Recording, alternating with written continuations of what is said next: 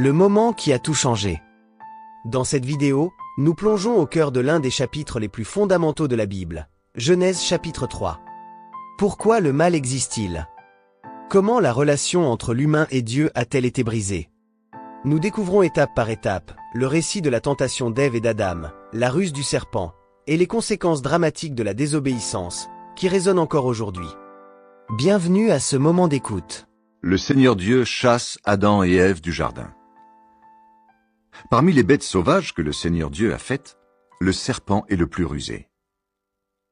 Il demande à la femme, « Est-ce que Dieu vous a vraiment dit ne mangez aucun fruit du jardin ?» La femme répond au serpent, « Nous pouvons manger les fruits du jardin. Mais pour l'arbre qui est au milieu du jardin, Dieu a dit, ne mangez pas ces fruits et n'y touchez pas, sinon vous mourrez. » Le serpent répond à la femme, « Pas du tout, vous ne mourrez pas. Mais Dieu le sait bien. Le jour où vous en mangerez, vos yeux s'ouvriront. Vous serez comme des dieux, vous pourrez savoir ce qui est bien ou mal. » La femme se dit, « Les fruits de cet arbre sont beaux, ils doivent être bons. Ils donnent envie d'en manger pour savoir plus de choses. » Elle prend un fruit de cet arbre et le mange. Elle en donne à son mari qui est avec elle, et il en mange aussi. Alors leurs yeux s'ouvrent. Maintenant ils voient qu'ils sont nus. Ils attachent ensemble des feuilles d'arbre, et cela leur sert de pagne. Le soir, un vent léger se met à souffler. Le Seigneur Dieu se promène dans le jardin. L'homme et la femme l'entendent, et ils se cachent devant lui, parmi les arbres du jardin. Le Seigneur Dieu appelle l'homme. Il lui demande, « Où es-tu » L'homme répond, « Je t'ai entendu dans le jardin, j'ai eu peur parce que je suis nu, alors je me suis caché. » Le Seigneur Dieu lui demande, « Qui t'a appris que tu étais nu? Est-ce que tu as mangé le fruit que je t'avais interdit de manger ?»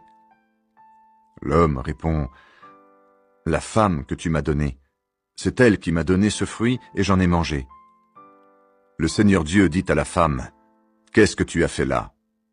La femme répond, « Le serpent m'a trompé et j'ai mangé du fruit. » Alors le Seigneur Dieu dit au serpent, « Puisque tu as fait cela, je te maudis. Parmi tous les animaux, tu avanceras sur ton ventre et tu mangeras de la poussière tous les jours de ta vie. Voici ce que je décide. La femme et toi, vous deviendrez des ennemis. Ceux qui naîtront d'elle et ceux qui naîtront de toi deviendront des ennemis. Ceux qui naîtront d'elle t'écraseront à la tête et toi, tu les blesseras au talon. » Ensuite, le Seigneur dit à la femme, « Je rendrai tes grossesses pénibles, et c'est dans la souffrance que tu mettras des enfants au monde.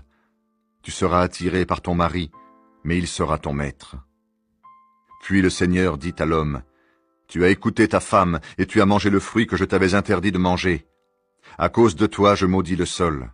Tu devras te fatiguer tous les jours de ta vie pour tirer ta nourriture de la terre. Le sol produira pour toi des plantes épineuses de toutes sortes. Tu devras manger ce qui pousse dans les champs. Tu gagneras ta nourriture en transpirant beaucoup jusqu'à ta mort. À ce moment-là, tu retourneras dans la terre d'où tu viens. Oui, tu es fait de poussière, et tu retourneras à la poussière. » L'homme, Adam, donne à sa femme le nom d'Ève, c'est-à-dire la vivante. En effet, elle est la mère de tous les vivants. Le Seigneur Dieu fait des vêtements en peau d'animal pour l'homme et la femme, et il les habille de cette façon. Le Seigneur Dieu se dit, « Eh bien, l'homme est devenu comme un Dieu. Il connaît ce qui est bien ou mal. Maintenant, il ne faut pas qu'il prenne aussi les fruits de l'arbre de la vie. S'il en mangeait, il vivrait pour toujours. » Alors, le Seigneur Dieu chasse l'homme du jardin d'Éden et il l'envoie cultiver la terre qui a servi à le faire. Après que le Seigneur a chassé l'homme, il place des chérubins à l'est du jardin d'Éden. Avec une épée de feu qui tourne dans tous les sens, les chérubins gardent l'entrée du chemin qui conduit à l'arbre de la vie. Oh, Jésus veut te sauver, te donner la vie, car sur la croix, il fut cloué pour ta liberté.